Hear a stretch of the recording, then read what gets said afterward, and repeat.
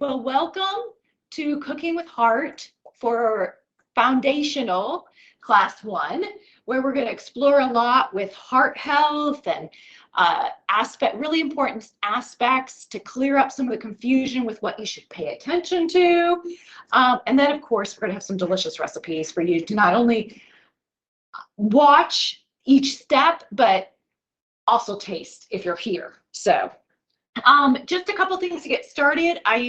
For those that are here in person, you've grabbed a binder. I hope, come on in, grab a binder there. And everybody at home, I hope you have a binder. If you don't, let me know in the chat. I read the chats. And come on in. And there's a pre-assessment for those people that are in person there. And there's an index card to write your own name tag. So, and leave the kind of name tag here because I'll use that every time. So I get to know you and you get to know one another a little bit. And then there's a roster that's kind of floating around. If you can just check off and if your name's not on the roster, just, write it in there so that I make sure I have everybody. So, awesome. Okay. All right. So I am super excited to share with you a lot of cool things about food. We're going to have fun. We're going to talk about, why we eat, how to set up your kitchen so that you eat more of what you want to eat for the health that you want. Who likes to cook? Oh, we got lots of hands. Okay. Who would like to be inspired to cook? Okay, we got some, well, you're at the right place. So we're going to do both those things. So I'm so glad you're here. So we are going to do 5, not 4, 5 delicious dishes today. So we're going to do salmon seared in lemon and wine sauce. It's my favorite way of doing salmon. We're going to do a veggie that most people shy away from doing, but I'm going to prepare you for all that you need to know about this vegetable so that you're going to love it. So we have a nearly instant meal called Naked Burrito Bowl. I call it naked because it doesn't have a tortilla, okay? So it has all the elements, but it's missing the tortilla. So, and then chewy chocolate chip oatmeal cookies. And today I was missing an ingredient. And so I made it. I made a substitute. So, and it turned out I had the staff test the cookies and they said it was great. So, mistakes lead to great things. So, or not mistakes, missteps. Let's just call it a misstep, a learning.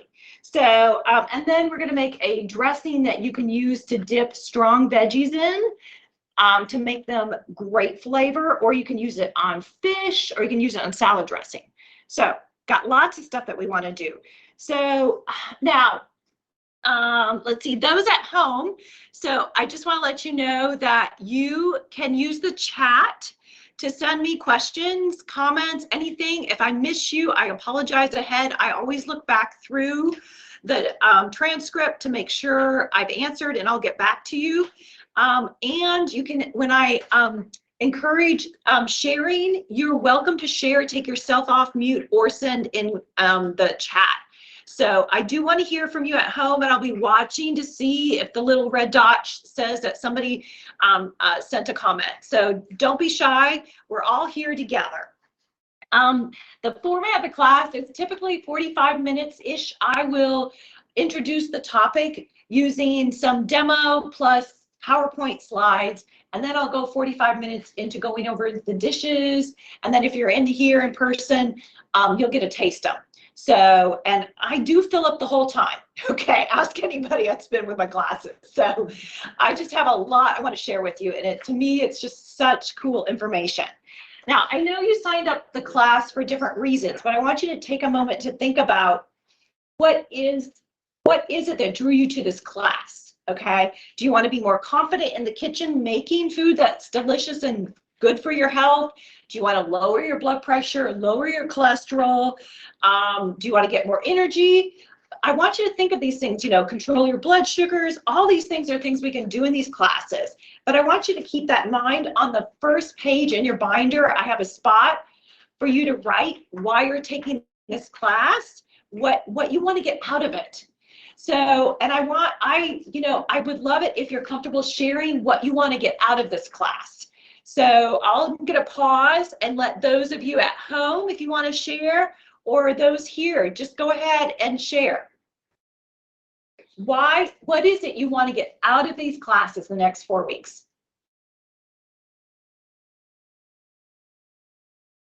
Anybody share? I'm not spotty. Okay, there we go. We got a hand in the back. There we go. What's your first name? What's your first? More energy. Okay. What's your first name? Leroy. Leroy, he's going to leave in 4 weeks with more energy. Okay. I just want to eat healthy. Okay. Okay. I'm 2-time cancer diabetic, and I need to address those issues. Okay. Flo wants to just eat healthier. She has blood sugar management and cancer that are 2 things at the top of her mind. So awesome.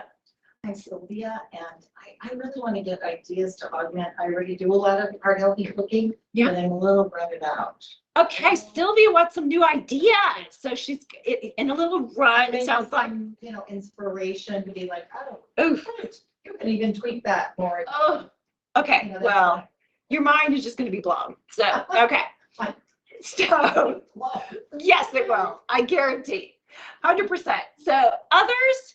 Any others? Oh, let's see. Having my first baby in November. So, looking for healthier. Oops. Okay. What did I do there? Okay. I clicked that there, Christy. Let me go to the chat. Maybe that's a better way to go. I saw your comment appearing there.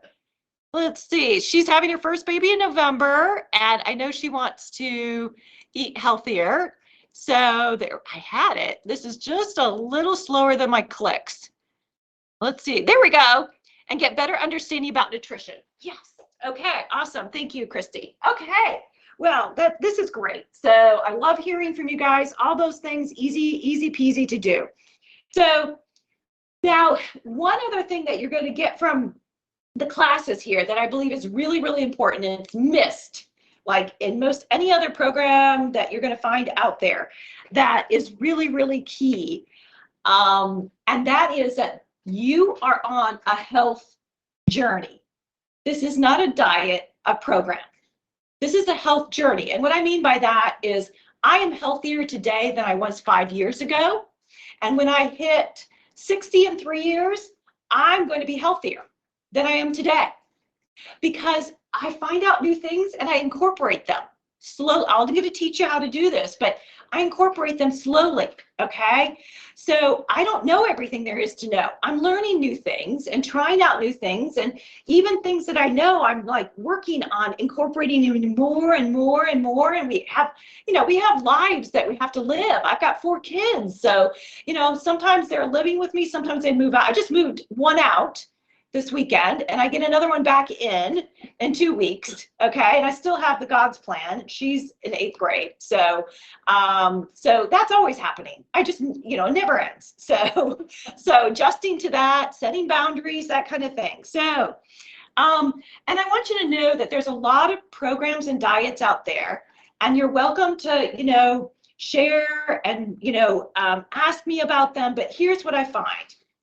That programs and diets, they work for a small subset of people for a short period of time. But what they miss is actually something that's sustainable, something that you can do from here on out. And that's what you're getting here, okay? So this is, your health journey. Your health is a process that happens every day. You make choices every day that impact your health. And I want you to feel good about those choices. So now you might be starting your health journey today, or you might have dabbled in it for the last 5-10 years. Or maybe like me, you've been doing it for 30 years, but you're just learning new things and incorporating. So, but you're going to find things here today and in the classes.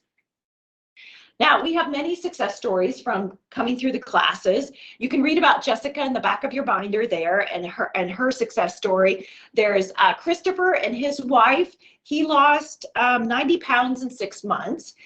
His wife lost 45. And the cool thing is she went from 12 meds down to 1 med. And he went from 72 units of Lantus down to 2. So now they were a couple that got very serious about it and enjoyed it. You know, he would text me when he was at a restaurant and say, "What is that?" So I was like, "Oh, cool." So a lot of people will drop their blood pressure, change meds, that kind of thing. And, you know, everybody's at a different point. So I don't want to make any guarantee. You might need to work on some of these mind shift principles that I'm going to share, because for 30 years, 60 years, you've been going the different direction that you need to go now. So that takes some work. And if you don't have support at home, that makes it a lot harder, but it still can be done. I have people that are doing it irregardless of who's on board at home. Okay, so please know where you are right now. Here is where you need to be, and you're going to learn exactly. So don't put pressure on yourself. You may not go, you know, make all these, you know, changes in the kind of meds and the lab values that I've just shared, but you're still making it's making a difference. So hang on to that. So I guarantee that you are going to be different after tonight and after 4 weeks. So you will not be the same person. You will start to not seeing food the same way and your health. So pretty exciting. Now, I hope I didn't scare you off. So a little bit about me. I'm the culinary instructor here. I'm a registered dietitian and I have a PhD in nutrition.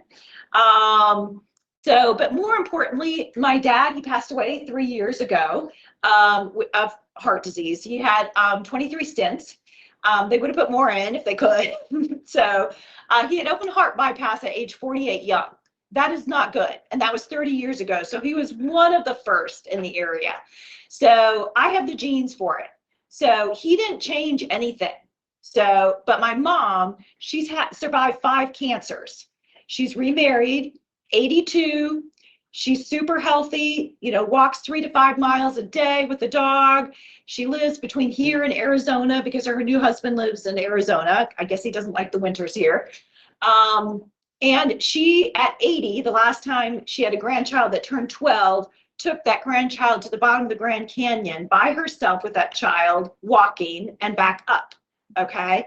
So, and she has one more grandchild to do it with. She's, I think, 9 right now. She's got a couple more years. So, and she will do it. I know she will. She became a yoga instructor at 72. Okay. And don't tell her this. She's not coordinated. Okay. So, but she set out to do this. And this was something that she just decided she was going to do at 72 young. So that's what I want my life to look like. So, okay. Okay.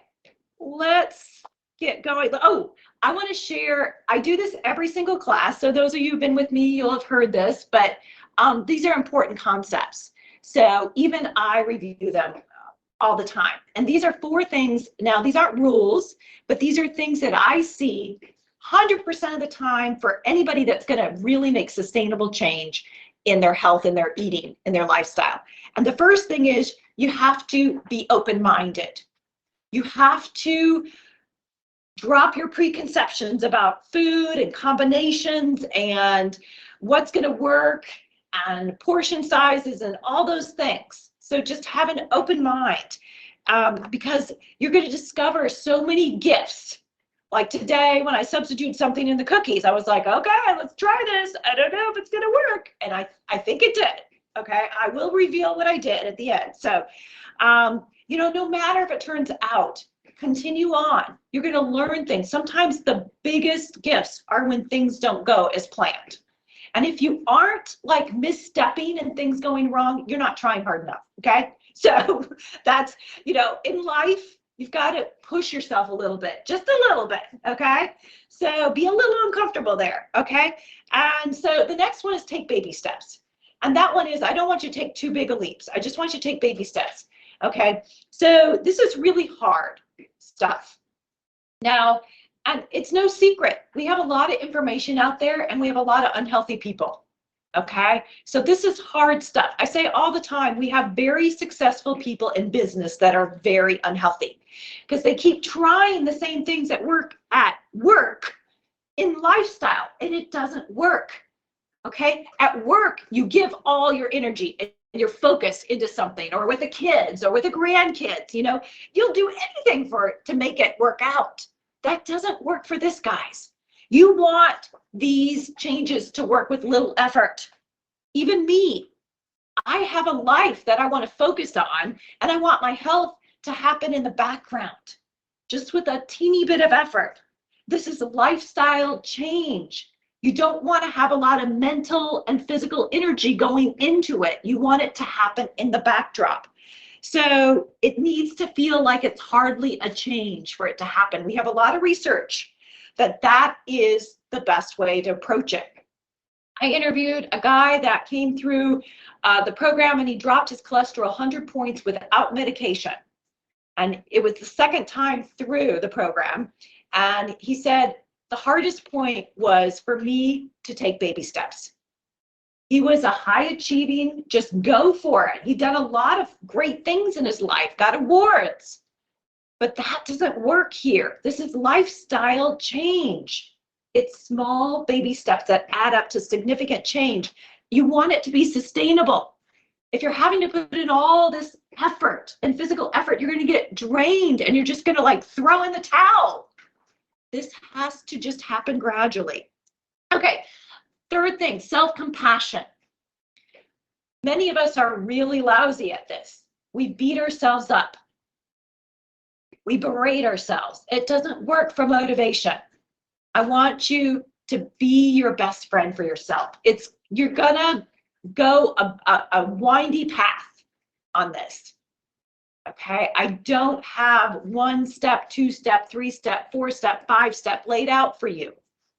It doesn't work that way. This is your path, your journey, and you're going to have to figure out what it is for you. I'm going to share best practices. So I'm going to give you a head start that way, but you're going to have to figure it out for yourself. Your taste, your lifestyle, your preferences, your work schedule, all that is completely different than mine.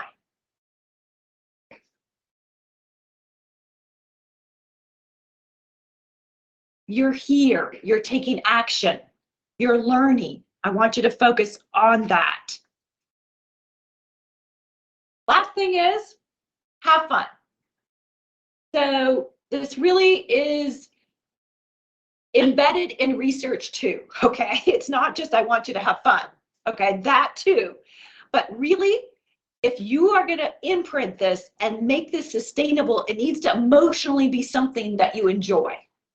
So how do you do that? Well, I'll give you a couple hints there. Did you notice I have a wine glass here? Okay? It has water in it, okay? So you can make things fun and special. You can drop a raspberry and lemon in there. So you can, at home, I have a special plate. I'll try and remember to bring it next week to share with you. That's mine, that the other kids have to ask permission to use. I just sit down mindfully and enjoy my food. All the kids and I, for some reason, we all have bowls that we love, and nobody can touch each other's bowls, okay? We've gotten them at different times. So, things like that, make it enjoyable. I usually, when we get down as a family, I put candles on. Yes, I put candles on. So, and napkins, not cloth, okay? But napkins, okay? And, we go around and ask what's your high, what's your low. The kids know that, but we make it a special time together. So how can you make it enjoyable? Other things, while you're cooking, you can listen to music. Okay, whoever's in the kitchen can blast the music. That's the rule in our house. So I usually know who's in the kitchen by the playlist or the book on tape or the podcast, because my 26-year-old is going to have a podcast on. Okay, and there's books on tapes you can do. You can invite somebody to cook with you. Sometimes they don't really cook, they just sit there and chat, but that's fine too. So other things you can do is, like what I'll do on Saturday is I go to Aldi's, then Walmart, and then home and unload it, put it in the refrigerator the way I want it, and then I sit down and I watch something on Netflix for 10 minutes. It's my treat, okay? So, find a way to reward yourself, to look forward to it if there's nothing else, okay? This has to be something that you enjoy, so make it enjoyable in some way. So, and share with me what works. So I'd love that. So, okay, so those are my 4 must-have principles. I have a bonus one. So bonus one is try and change some of your wording. And I'm working on this in other aspects, honestly, in my life too.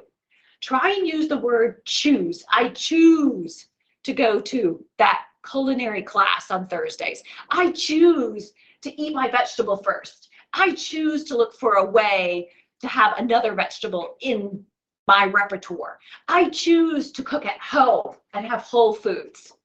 So I choose, I allow myself, I desire this. So using those words instead of should or need, if you catch yourself doing that. I choose to do the dishes. Okay, so try that one. It does help. It does help. Okay, so, but those are mind shifts that actually work. So start watching your language. Okay, so let's shift to heart health. So what comes to mind when I say heart health? What are some things that bubble up for you? Fats and salts. Fats and salts, Bonnie said. Other things. There's no wrong answers here. Repeat that again, please. What comes up for you when you hear heart health? Fish. Fish. Okay, awesome. Chicken. Chicken. Exercise. Exercise. What's that, Flo? Attack. Attack. Heart attack. Okay, sure. Okay, so, well, let's get into it. So, first off, heart disease is not a simple 1, 2, 3. It doesn't perfectly unfold that way, but there's kind of some things that do happen, and they have to happen in a sort of step-by-step fashion, but they can be going on all at the same time. So let's get into it. So cholesterol is the first thing. We hear a lot about cholesterol. Well, here's the thing about cholesterol. We need cholesterol, okay? And we actually make 4 times as much as we eat in our liver, because here's the thing, we need it in every single cell in your body, every head to toe. You need it in every single cell in your body. You need cholesterol. It's just gotten bashed up.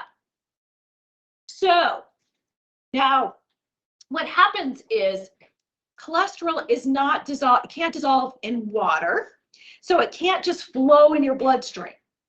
So your body has created this amazing thing called a package, called a lipoprotein package. And so you probably have heard of LDL and HDL. Those are both packages for cholesterol. LDL is low density lipoprotein and HDL is high density lipoprotein. And they both have completely different roles in your body. So LDL starts out in your liver, and your liver makes it, and it is supposed to go throughout your body and deliver cholesterol, because you're turning it over constantly. So it's the carrier through your body to cholesterol. So it's supposed to be going throughout. Now, HDL, I call it a cleaner or a sweeper, because HDL is watching, it has a little bit of cholesterol on board, but its really key role is watching for remnants of cholesterol that were left by the LDL when they were doing their job. So they get into the bloodstream, these LDL remnants, and they get oxidized easily. We'll talk about this in a minute. But so your HDL grabs those and they go back to the liver. And the liver excretes or repurposes the cholesterol. So it's this wonderful balance that for, thousands, millions, whatever years worked. Liver makes it into an LDL, LDL transports it throughout the body, does its work, HDL cleans up, brings it back to the liver, and it just, you're healthy. Okay, so now a little closer, deeper into the picture. LDL has 2 subtypes. One is big fluffy, and one is small dense. And there's a huge difference in what happens with these 2. So if you can imagine, your heart pumps 100,000 times a day. through your 60,000 miles in an adult, average adult, of vessels, arteries, capillaries, okay? Pretty amazing. So there's this blood flow that's happening. Just imagine how your body does this. There's this like gushing of water. It's not like a pool, like a swimming pool that just is stagnant water. It's like a fire hose going throughout, okay? Now, the big fluffy, they are transported beautifully in this flow that's going throughout of blood throughout your body. They just catch on the wave and they go. The small dents, guess what happens to them? They sink. They actually can't even catch in the flow that your body has going with the blood flow. They sink down and then they start to get in trouble. Okay, so hold that thought. So I've got some props here. I need your imagination. Okay. Okay. So let's imagine this is one of your arteries. So it's 1,000 times bigger. Okay. So this is, you know, the hose going from your heart all throughout your body, the artery here. Now your artery has layers in it. Okay. This kind of pipe or hose. And the inner lining is super important for heart disease and a lot of things. It's for any vascular health. So that inner lining is very delicate in there, and it's called the endothelial layer. And when that starts to break down, 10 plus years before we even start plaque buildup, that's trouble, okay? So that inner layer there is very much like pantyhose. Okay, so imagine pantyhose on the center here, okay? You wouldn't see it, but just imagine it in there. So you don't have to have worn pantyhose to know how fragile pantyhose are, okay? So when this starts to, sorry, let me show here. When we have things that nick this inner lining, they start to break it down. And things that can nick the inner lining are high blood pressure, stress, the cortisol there that stays up, high blood sugars, high triglycerides, smoke. I mean, any smoke, guys, okay? I have to always define this for my 30 and under year olds, okay? So, and let's see, am I missing anything? Smoke, stress, triglycerides, LDL, high LDL, okay? So they can think of sandpaper going on, scraping on the pantyhose. We're going to get, you see there? You're going to get nicks. So, and that's what happens with these lifestyle factors. You get nicks there. And if things are off kilter in your bloodstream, your body doesn't heal those like in a healthy manner. So a couple things tend to happen. First, what tends to happen is those LDLs that sink down, the small dense LDL, they go in the nicks because they're small. The big fluffy actually can't fit in a lot of these nicks, but the small dense ones can fit in there. And they like to throw a party. The oxidized ones are the worst. And they will trigger your body to send an immune response. And that sounds like, oh, that's good. It's going to heal over, make it smooth. I wish that were the story, but it's not. When you got those small, dense ones, they actually attract inflammatory particles that start to build up. It's a slow process, but this is the beginning of plaque. So you have to have a nick, an injury. You have to have the LDL, that's small, dense, and then the other things start to take place. So that is how that happens. So I do have here, just so you can know, this is my sock for the next layer inside there. After the endothelial layer is actually smooth muscle. And smooth, it's like muscle, like this muscle, but it's actually a thin layer on all your arteries. So, and what happens is depending upon what happens in that endothelial layer, this muscle will be told to relax or constrict. So that's control of your blood pressure, okay? And how narrow or wide your arteries are. And just imagine if you're in a constricted state, then you're going to be having all that gallons and 100,000 beats of blood that's going through a smaller opening.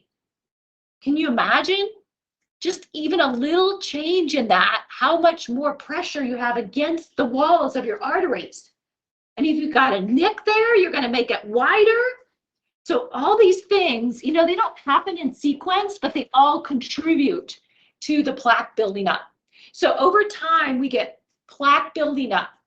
And I won't go into kind of all the kind of funky things, but just imagine this is happening over 10, 20 years.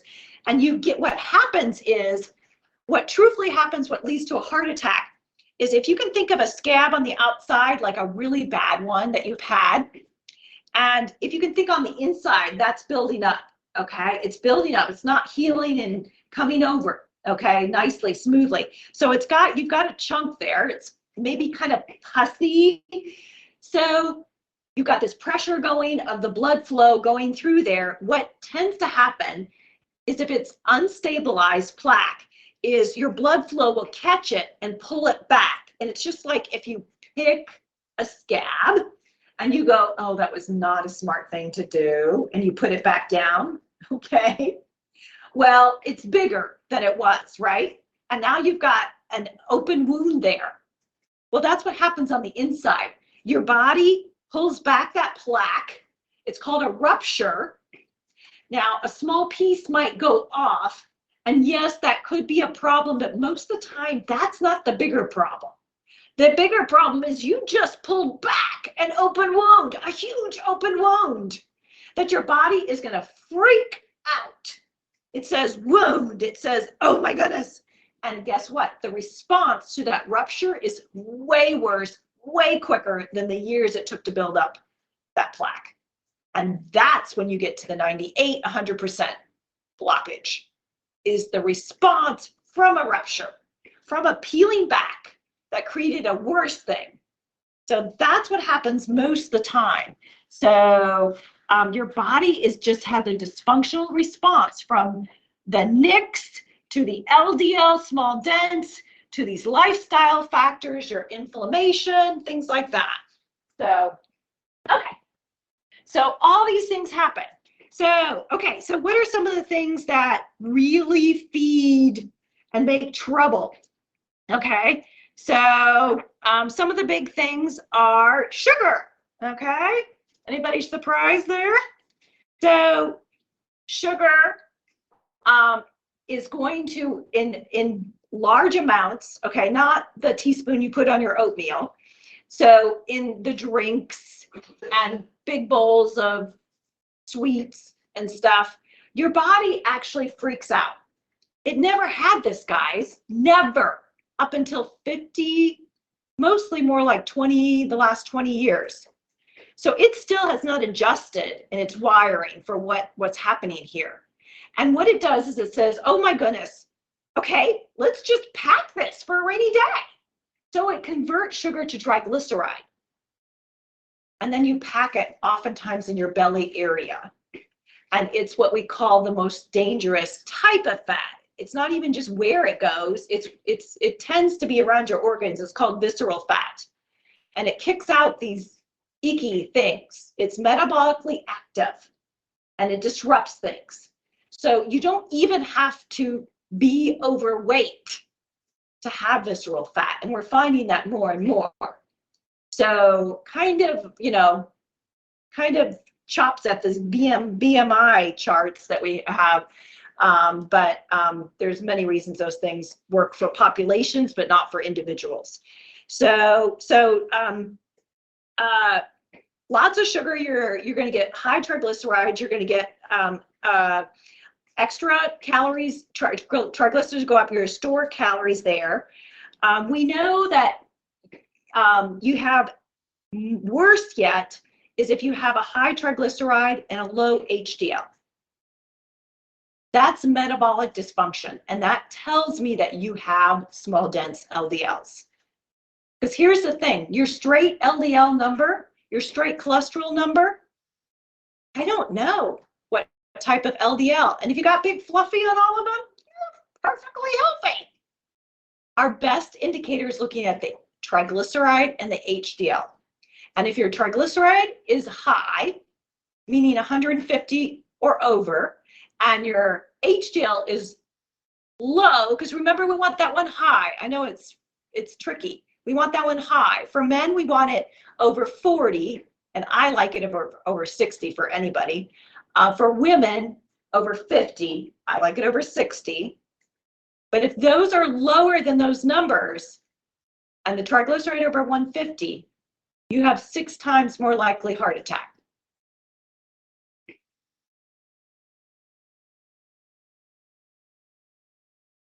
So, okay, so let's hop into some strategies that we can do. So, well, for LDL, for the small dense LDL, sugar does pose into there. We know that you tend to have more small dense LDL if you're having a high sugar intake. For women, it's no more than 24 grams of sugar, added sugar. Added sugar. That's not in your fruit. That's not in your milk naturally. That's added sugar a day. That's 6 teaspoons. For men, it's 9 teaspoons or 36 grams of added sugar. How many grams is it? 24. There's 4 in every teaspoon. So of added, and they do have them on the labels now. So, okay. So let's hop over to, oops, I need to share first because I don't think you're seeing there on the virtual. Let's share.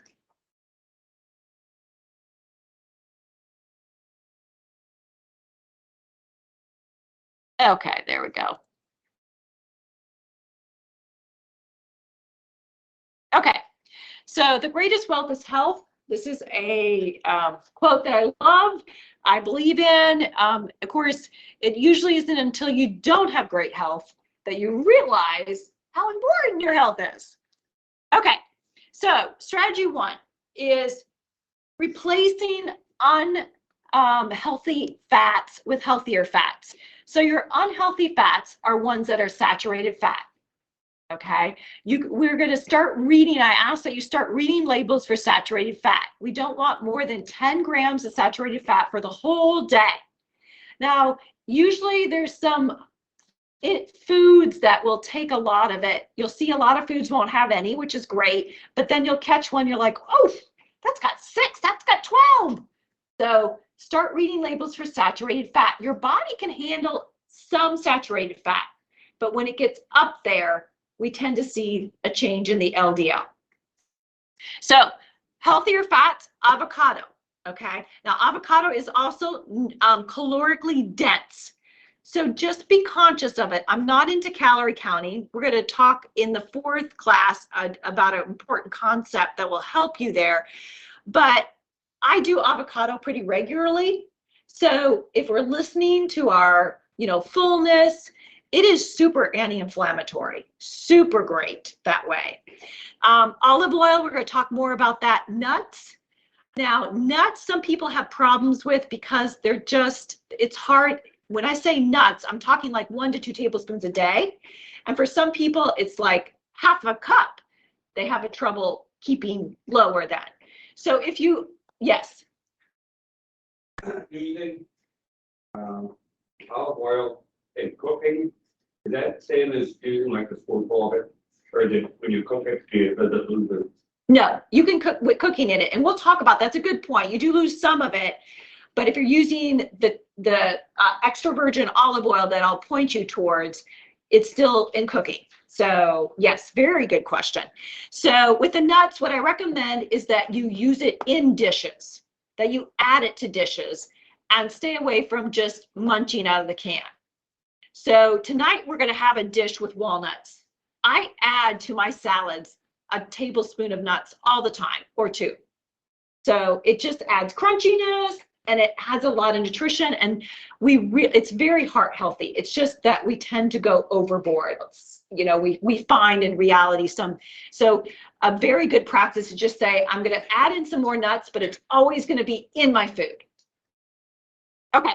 So strategy 2, whole food carbohydrates. So carbohydrates are tricky. A lot of misnomers there with that. Carbohydrate, whole foods. I'm talking fruits.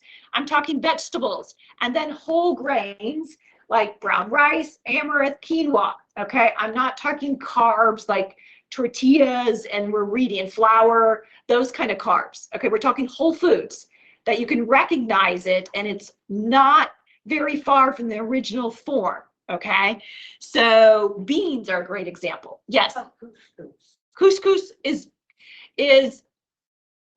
good. The challenge there is it's very hard to get whole grain. So the only place around, sometimes you get it fresh thyme around here, but Trader Joe's. So it's hard to get around here couscous that's whole grain, and whole grain is what I'd go with.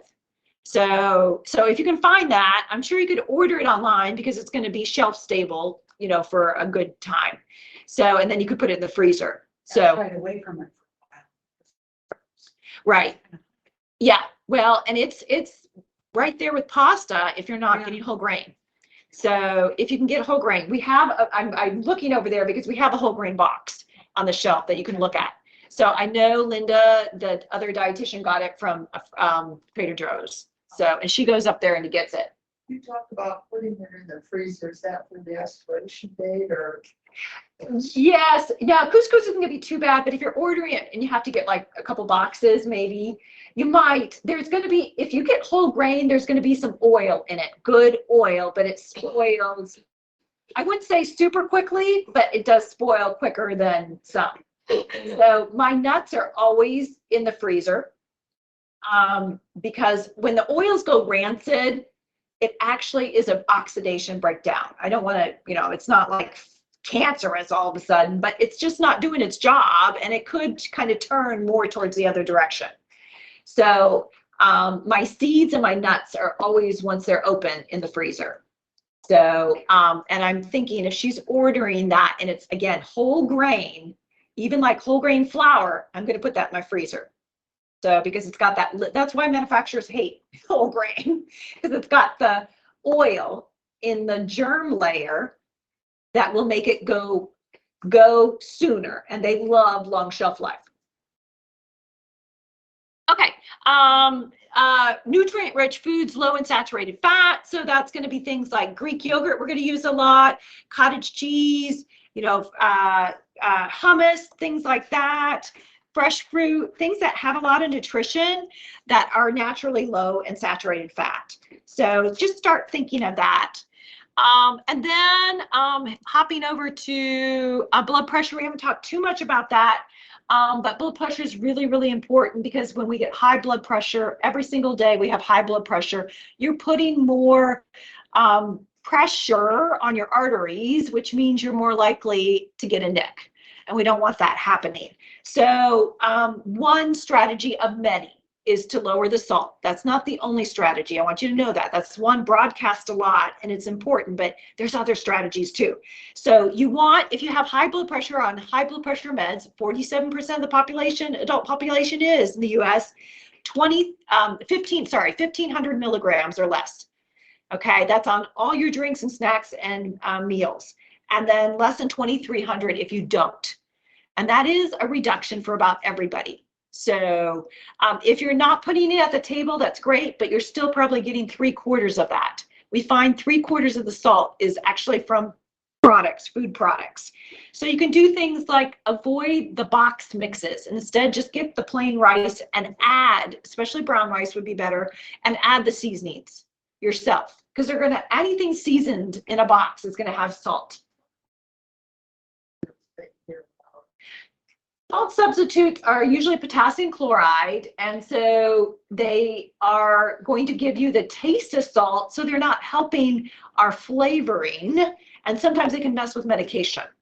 So I'm not a big advocate of them, especially for the taste. It's just like still making something super sweet with sugar substitutes. It's like we want to get used to new flavors, and our taste buds without the sugar and the salt.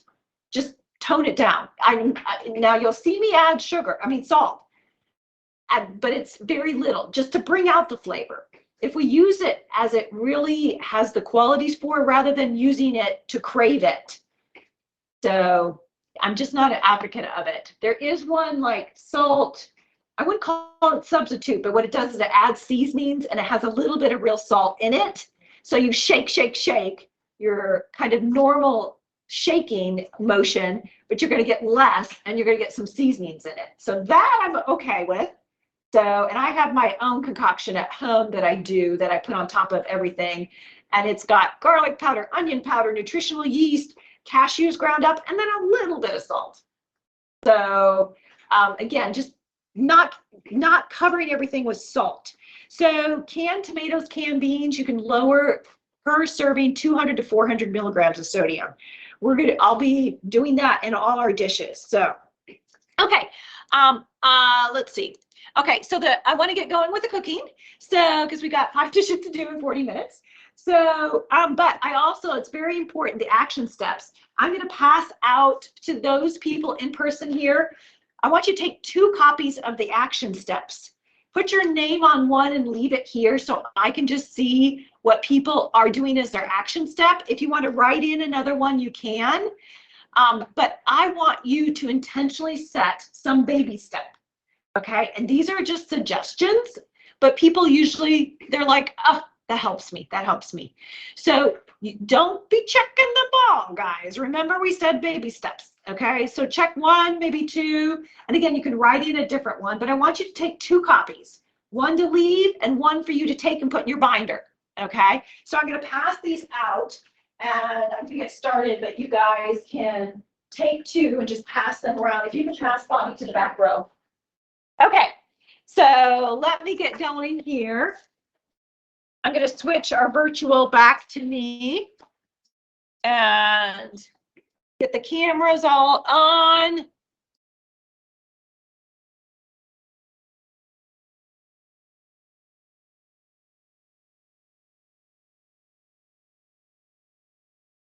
Okay, back here, let's see.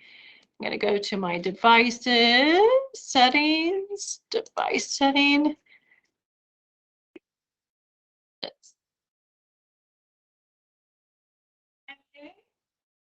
And okay, hopefully at home you are seeing my hands now. Okay, so let's see. Let's see. What did I say for the? Okay. Here we go. There we go. Okay, so we're going to start off with one of my favorite bulk salads. And I say bulk because one of my ways of getting a lot of delicious veggies in is on Sunday, I make some type of salad, and I hate that word salad, but because we always think of iceberg lettuce, but it's something with a vegetable that will last for 5 days. So I never use romaine lettuce, okay? So we're gonna use kale. So let me grab my kale from in here. Yes. I think we have the cooking with heart that we already filled out with card. Oh, did I cut? Okay, maybe, did I like cut up some of the Yeah, and I don't wrong one? see any of the. Okay, did you guys get action steps in the back? I thought I did. Part here, so She's got some. the bottom part. But then there's some with things on it. Thank you. Okay, Part of the part. I'll be back in. let me see. Are those the action steps? Yeah. Okay, I must have mixed them Yeah. in. Yeah. Okay, yeah, don't toss I want that. So just take 2 and then just toss those. Sorry. What do you want?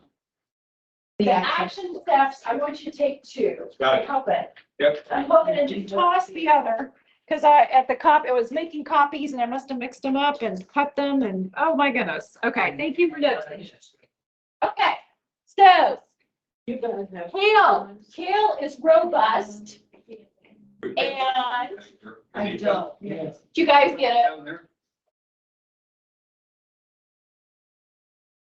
Yeah, I don't think so. Yes, thank you guys. Everybody got their 2 copies? Put your name on one, check off on both of them, keep one and leave one behind. Thank you guys, thank you. Sorry about that. I'll be more organized with that next week. Okay, so I have kale here and I put the kale in the vase here because kale at the store sometimes looks sad and it's fine. It can be revived so long as it doesn't have brown spots on it. Okay, so sometimes it just needs a little water and TLC. So it likes cold. Kale likes cold.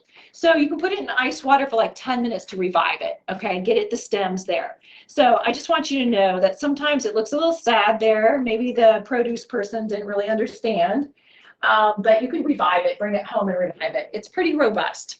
So the other thing is kale is bitter.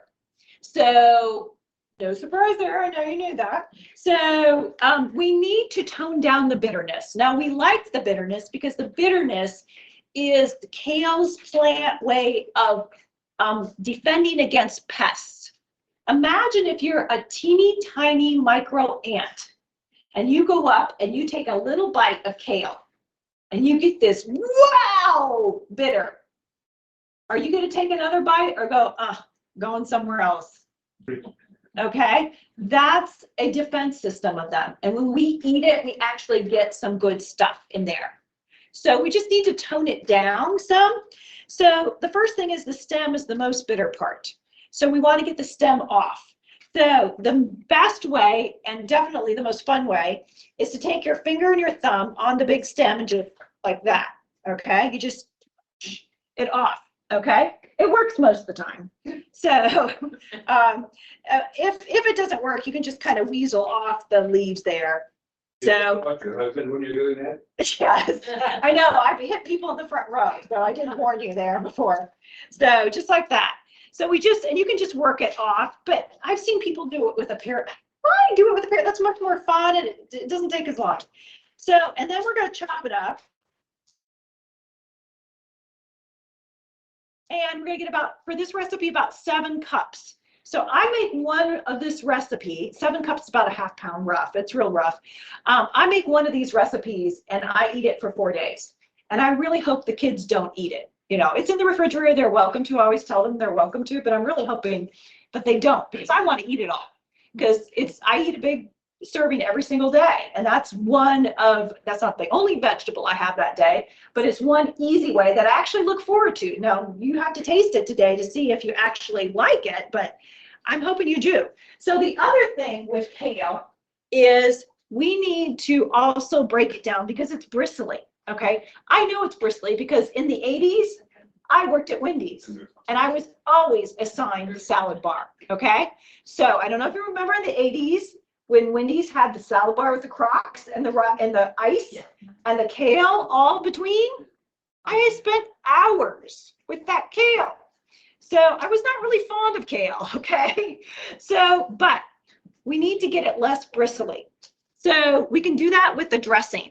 So I'm just going to throw together the dressing, which is extra virgin olive oil. This is EVOO.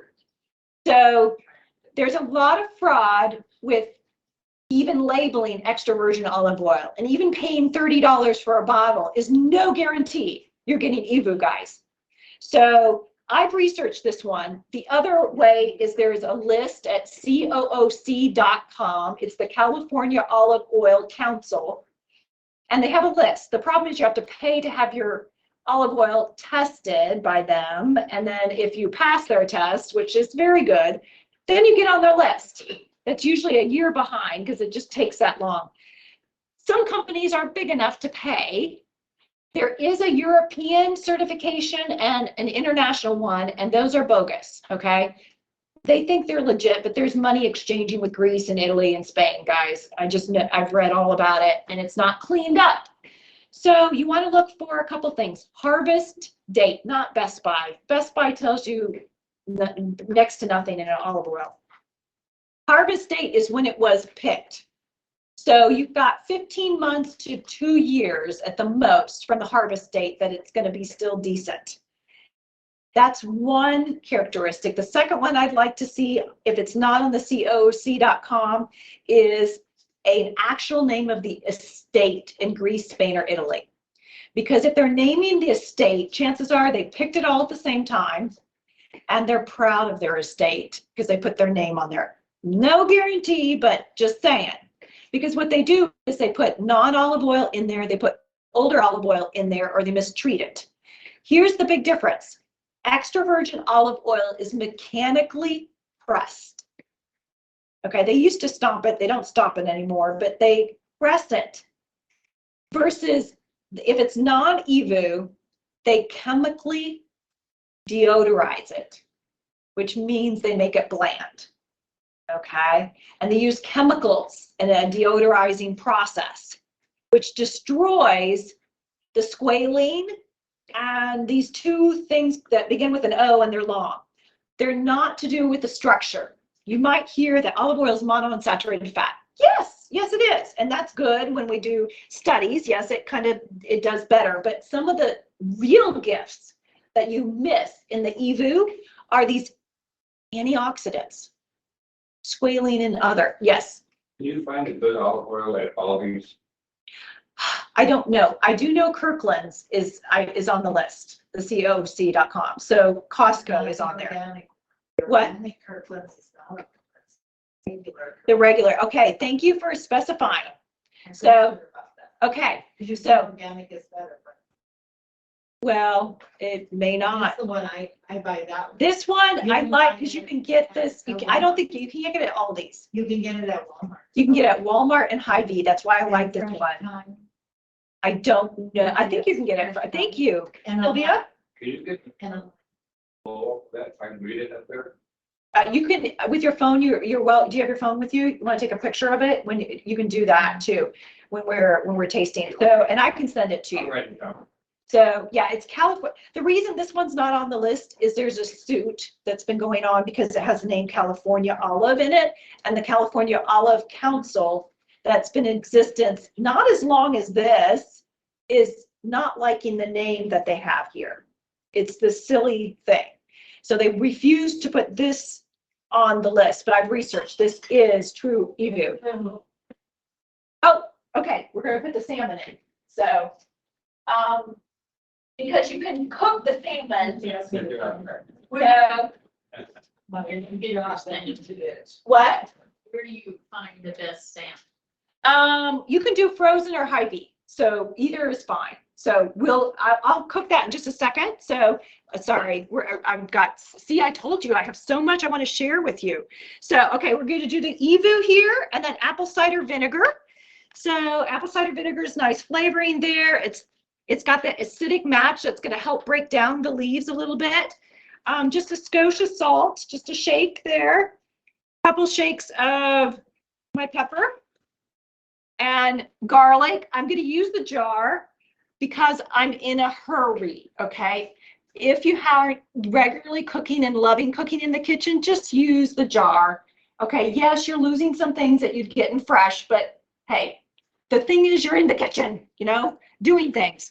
And Dijon mustard is a great match because kale has that bitterness. We need to be strong, okay? And Dijon, just a little bit goes a long ways in being strong. So we just whip that together. And then we get to the fun part. Yeah. Okay, I know. Well, and here, this is the secret to kale, other than taking off the stem. Here, I'm just gonna add all that. And that is massage the kale. Don't toss it. Massage it. Okay, get your hands in there. Massage it. It will break it down, the acid. And actually, you can mechanically just massage it so that you break it down.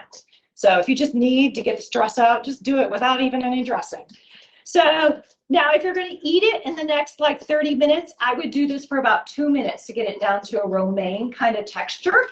If it's going to be like 4 hours, you just need to kind of work it through and then let it sit. It'll break down that acid in there. So, and it's going to turn a darker green because it bursts the bubbles near the surface. That air actually clouds the color.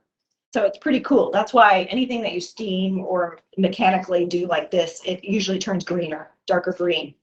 So we're going to soften the bitterness, but we're also matching it up more because the secrets are the garlic and the Dijon are strong there.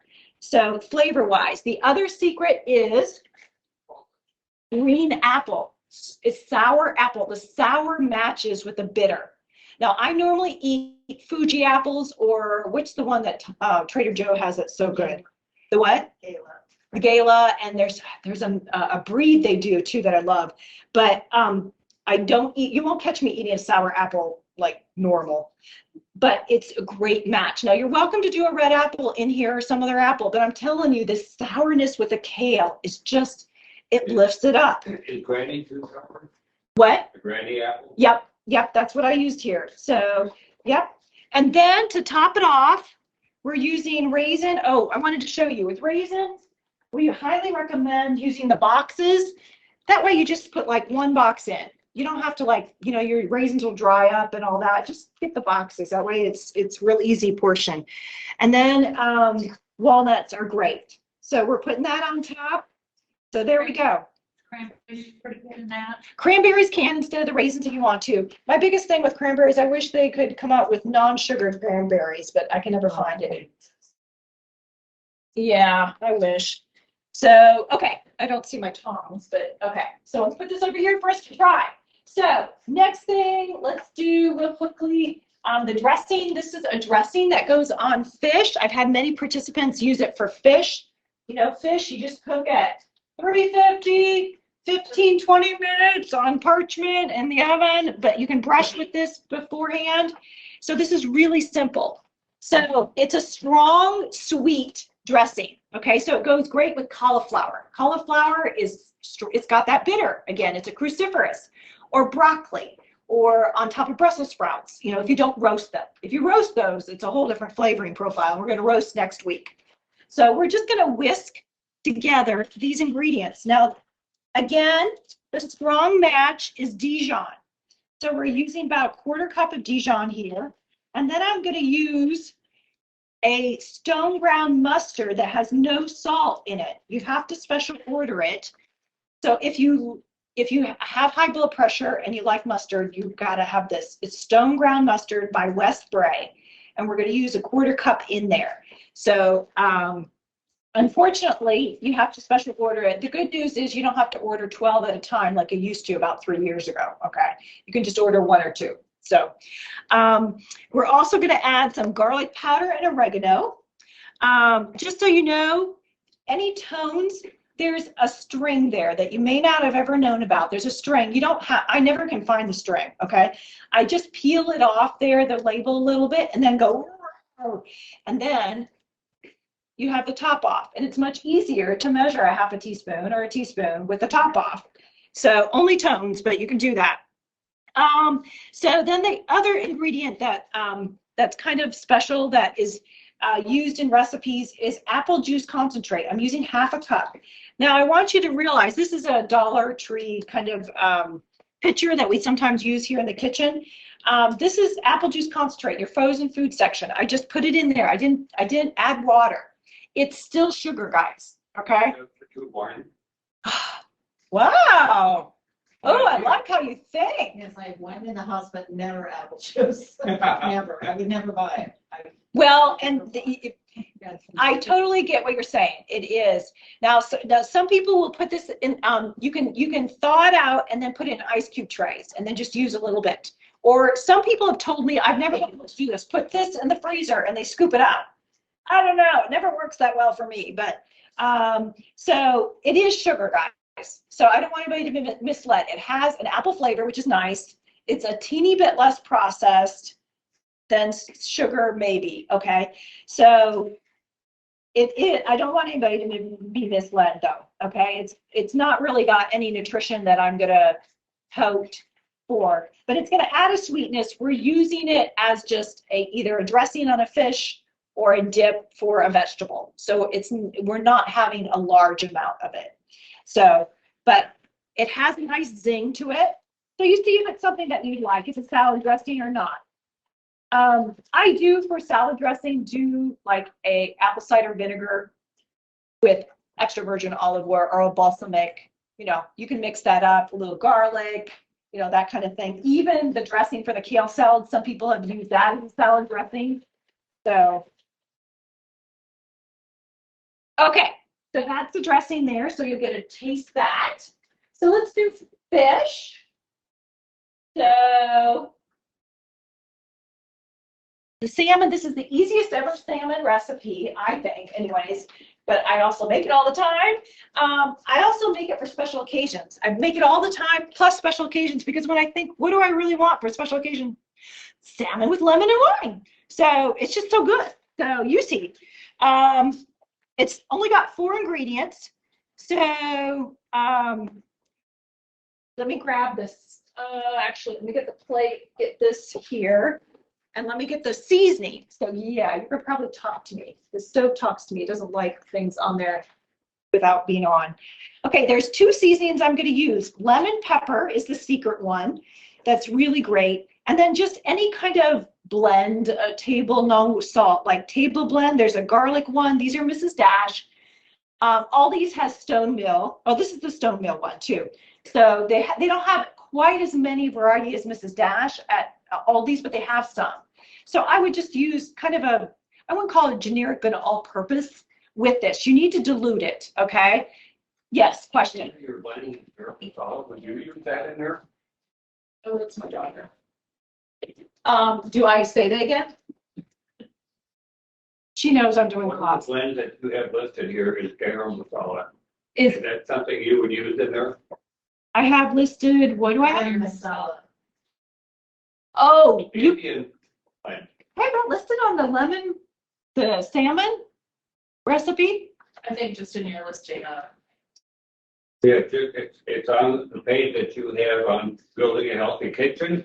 Oh, On the bottom blend, okay. garam masala is the first one. Yes, I love that seasoning, but I probably wouldn't use it in here.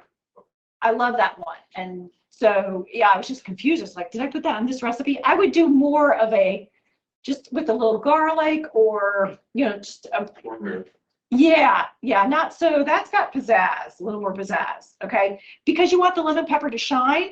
I used lemon pepper once, only lemon pepper, because I thought it's so good. Why don't I just use lemon pepper? Well, the kids go, Mom, what'd you do this time? It's really strong.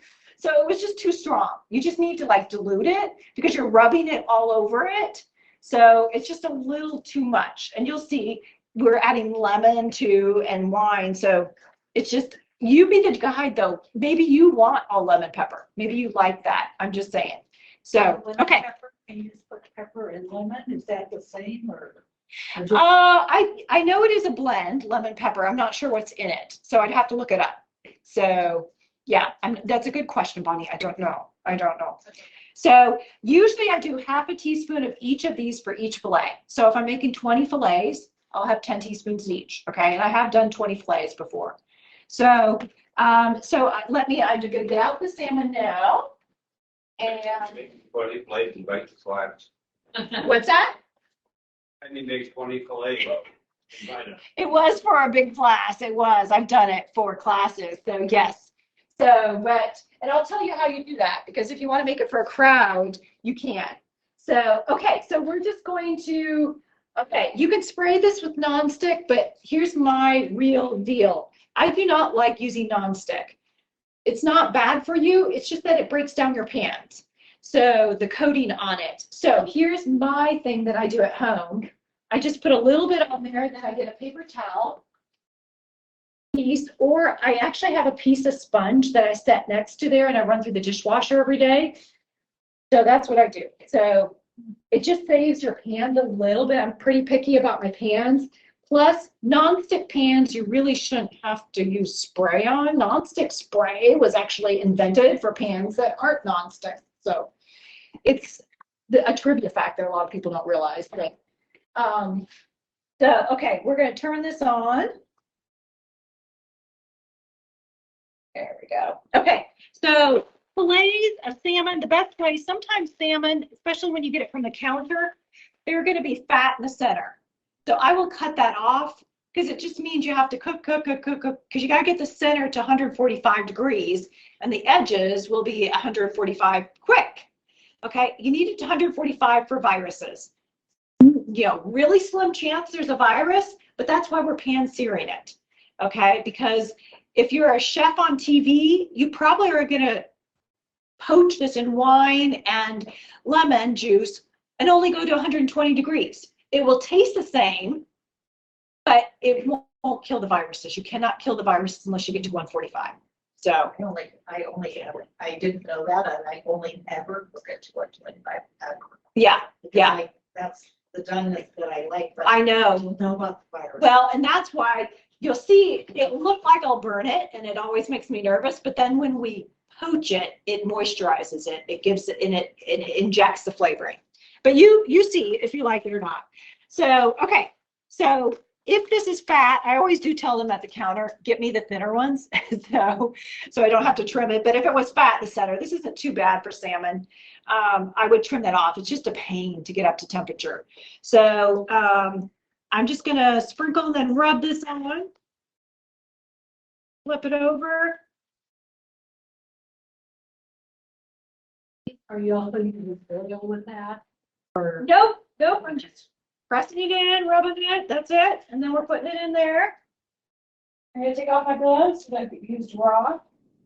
Put that on, and we're gonna cook that for a few minutes while I do. Ever throw a slice of lemon underneath the fish? Not here because I need to get it to temperature, but you're exactly right. Here's how you do 20. You pan sear earlier in the day and get it to temperature and do that. And you put them in a baking pan like I did there on top of lemon slices then, Okay. okay? So, and then the liquid that we're gonna do, which is zested, okay, we're gonna zest 1 lemon per fillet.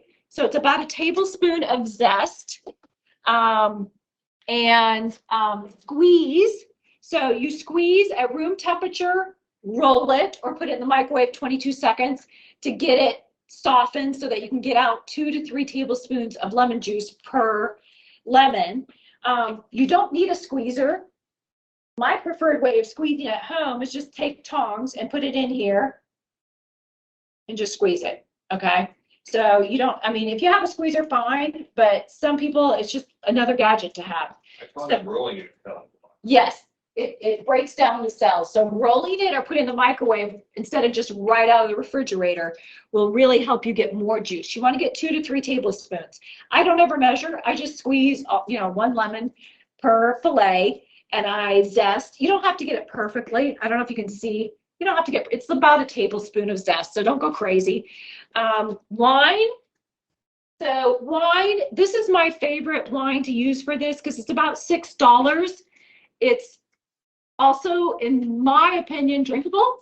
I hope I'm not a wine snob, but it's not a high-end wine, but it's, and I don't even do barefoot reds. I don't care for barefoot reds, but for a Chardonnay, this is good. And it's, if you don't drink, that's fine. You can get a little airplane one that you use, or you could use no added salt broth if you wanted to. It's going to change things a little bit. I just want to give that.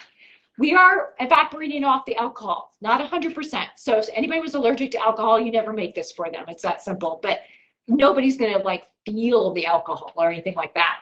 We want the flavor, and we also want the fact that alcohol lowers the boiling temperature, and it creates steam. You're going to see that in a second, so that we can immerse it with the flavoring of the wine and the lemon. The lemon also lowers the boiling temperature. That's why you really can't, if you poach it, get it over 120. You can't, because it lowers the temperature. It will cook it. That's why it has the veggie, and you do that in lemon. So because it's going to denature the protein so that it's in a sense cooked, but the virus is not destroyed.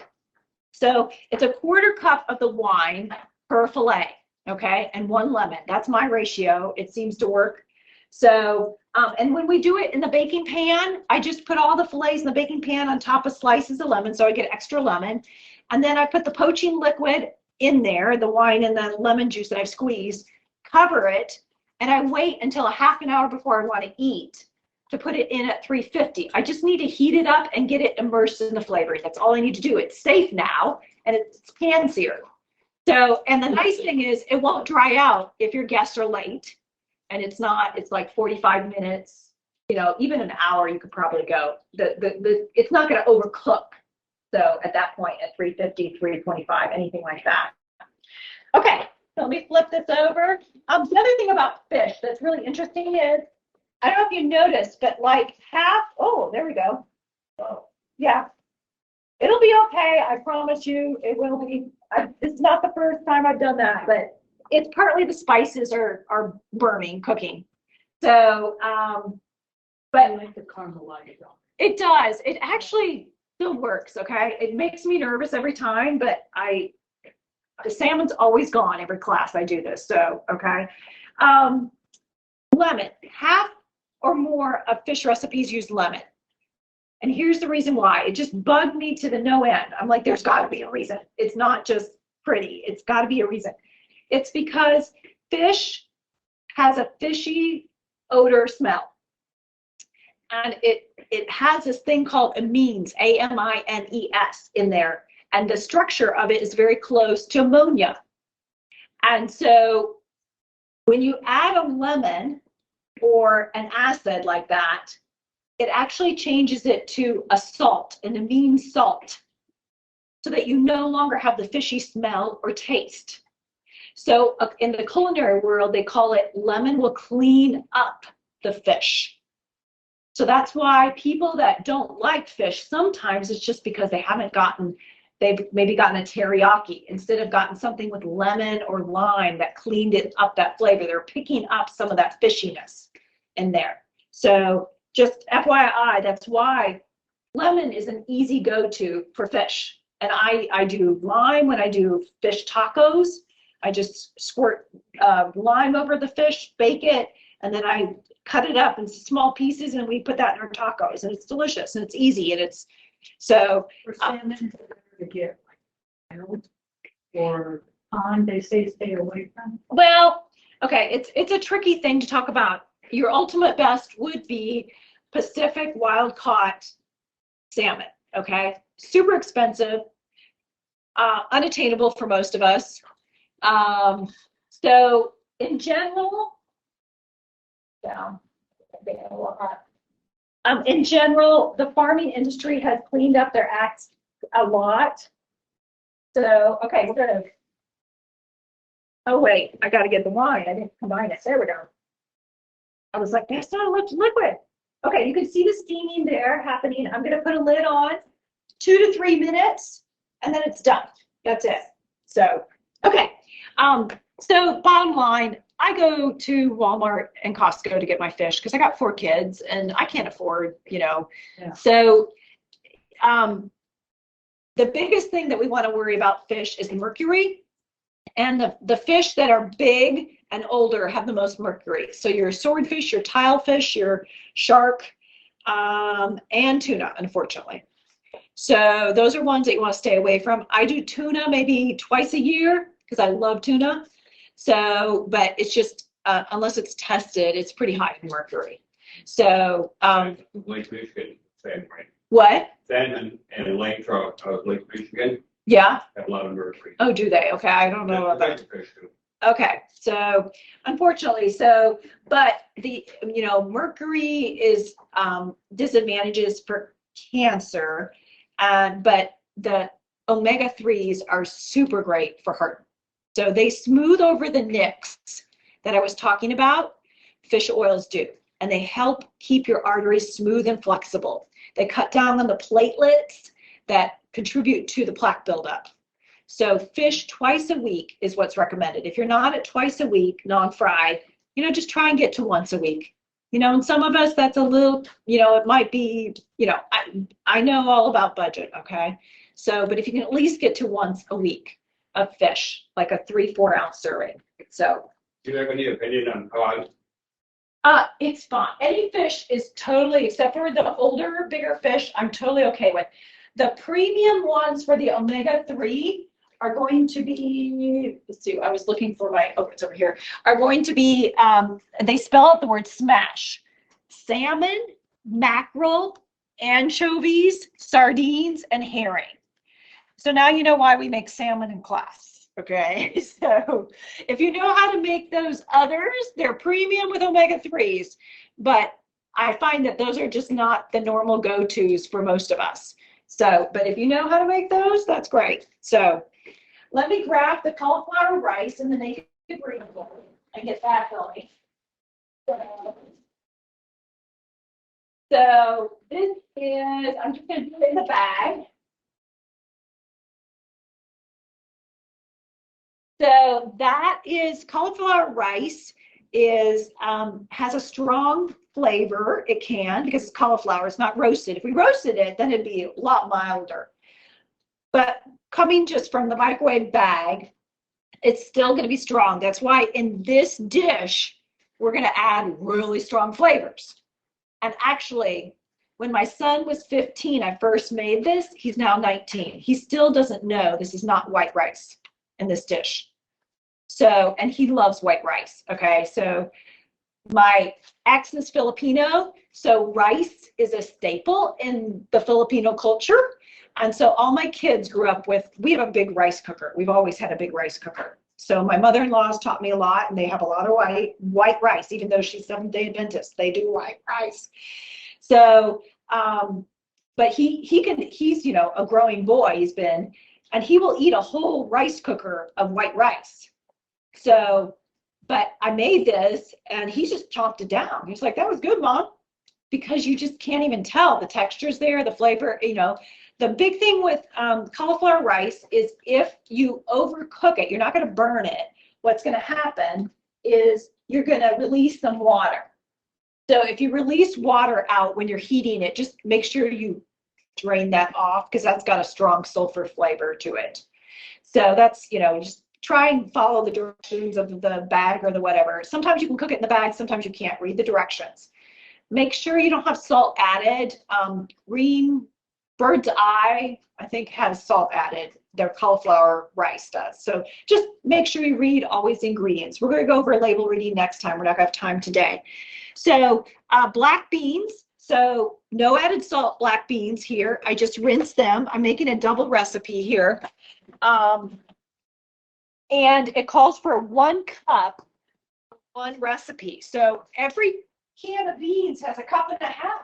So you have a half a cup that you could just add if you wanted to, but I think the proportion is better with just 1 cup. But here's what you do with the other. You just put it on a piece of parchment paper. I usually put it on a cutting board because the cutting board fits in my freezer easier. And just then once this is frozen, you can just break it up and put it in a container. And I have a container in the freezer of beans. I have a container of dollops of tomato paste. I have my pesto that I freeze in ice cubes in there. You know, I have all those things that are ready so that I'm ready to go to make delicious recipes. So we're going to mix the beans with here's the kick, the Mrs. Dash Southwest Chipotle. So how many of you like kick in your food? Okay, a couple of you. So you're going to like this. So it might be a little strong for the other of you. So just saying. So you could heat up the beans, but honestly, when we heat up the rice and add it in here, it's just going to heat up the whole thing. So I usually don't heat up the beans. You could add chicken. I add that in the recipe if you're transitioning, if you're like, Teresa, I just can't do fully plant-based yet. That's okay. We're all on a spectrum on a journey transitioning to more whole food. So then we're going to mix in salsa. So this salsa is the lowest sodium. It's called Linda's. It's only here available. You can't get it in Florida or California. It's made in Monmouth. There's a mild, medium, and hot. So it's the most boring label, but it's available here in Hy-Vee's. So you can do like Borders or Paul Newman's, but they have more sodium. So just, you know, read the labels for sodium. That's the thing in the jar. So, but this is veggie and this is kick. So that's great. So, okay, we're going to finish that. I know, oh, we're almost at the hour. I did good in 20. Wow. Okay, so cookies. So I do want to talk about cookies because, you know, we love cookies, don't we? So in this recipe, what I did was a couple of things that are a little different. I didn't go like freaking out and make this really wild recipe that you have to get all these special ingredients for. I wanted to show you that you can make a cookie that's delicious, that is still a treat. It's not a meal replacement, but it actually has a lot of, good things. The biggest thing, it does have a lot of sugar in it. So it's hard to make a cookie without sugar. So this has quick oats. Quick oats is traditional oats chopped up a little more. It's nothing more. So if you don't have quick oats, just take your traditional oats and pulse them just a teeny bit, and you'll have quick oats. So it's the instant oats you stay away from because they add salt and maple syrup and brown sugar and all that stuff. So, I used all-purpose flour in these cookies. For replacing fat, we're gonna stir this up. And then we're gonna add salsa.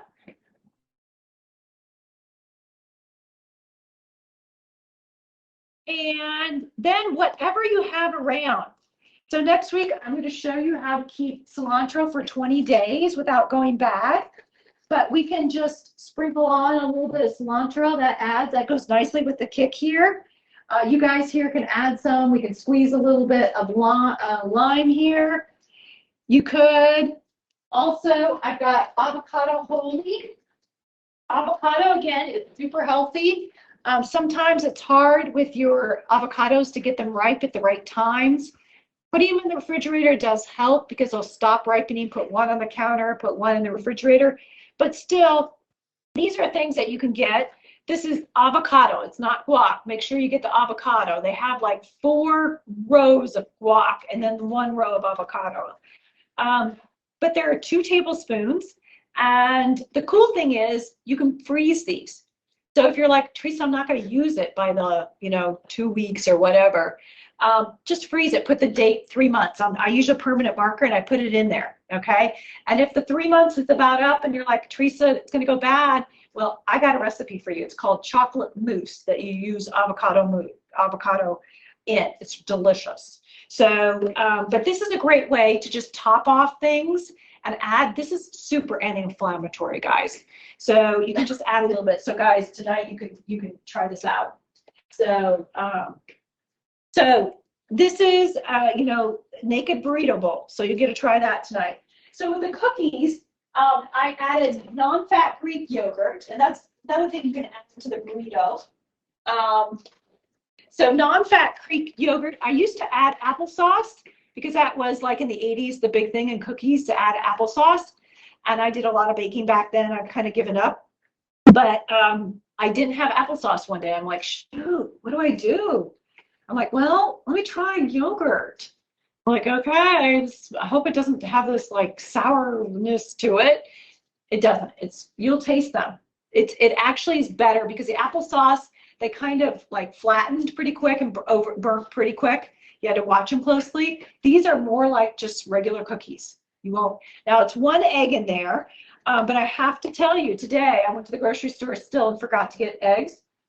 So now I made one of these batches this weekend. So the ones in the container have 1 egg in them, okay? The ones here have chia seed, okay? Now I had the staff test them out and they said the chia seed was delicious. So you be the judge. So chia and flax. I've done flax before too because I've done the same thing because it's only 1 egg and I hate getting a whole dozen just for 1 egg. But I try and bring one from home, an egg, but I keep forgetting.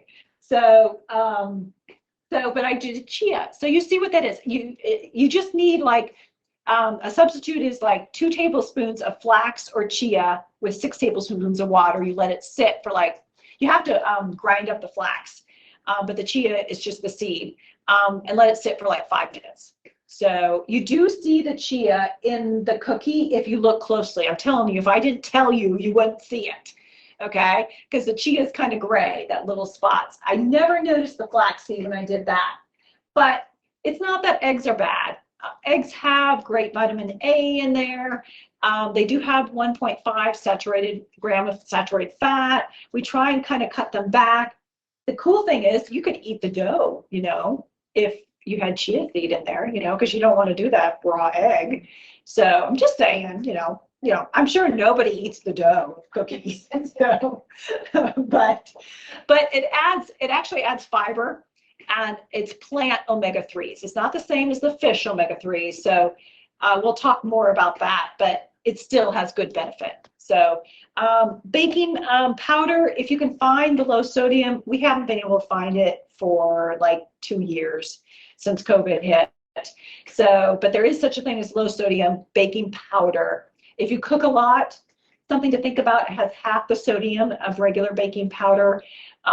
Actually, bread products have a lot of sodium, guys. Start looking at labels. So for people age 55 and over, bread products are the #1 sodium source. So I'm trying to think if there's anything else with the cookies that I did. Well, peanut butter and cookies. There's no peanut butter. Yep. So just the quick oats and, flavoring and stuff. So yeah. So, and again, they're like 2 cookies for a serving. It's just meant as a sweet something. What I do is I put them in the outside freezer, and I'll go and get 1 or 2 and bring it in and let it thaw, and just, every once in a while have that. I forget about it. It's out in the outside freezer, and I don't go gangbusters. If it's sitting on the counter, oh my goodness, I'm going to eat like 10. So, but it's just little things like that, even though I know they're there, but I forget about them. And then I'm like, oh, I feel like something. Let me go out to the outside freezer and go get a cookie or 2. So I'll bring it in, and then I'll just enjoy 1 or 2 and that'll be it. So, questions. So action steps. So make sure you set your action step. Does anybody want to share what they want to do as their action step from there? And it doesn't have to be something on the list. It can be something else that you heard today, or that you just had on your mind that you were ready to kind of take that baby step on. Let's try one of the recipes this morning. Try a recipe, Bonnie said. Okay. I'm gonna use cod instead of your salmon. Okay, you're going to use cod instead of salmon. Let us know how it comes out. I want to hear back what your learnings are, and everybody else can learn from it too. Other things that people want to try out? Okay. Well, next week I want to hear what your learnings are, because this is all about learning going forward.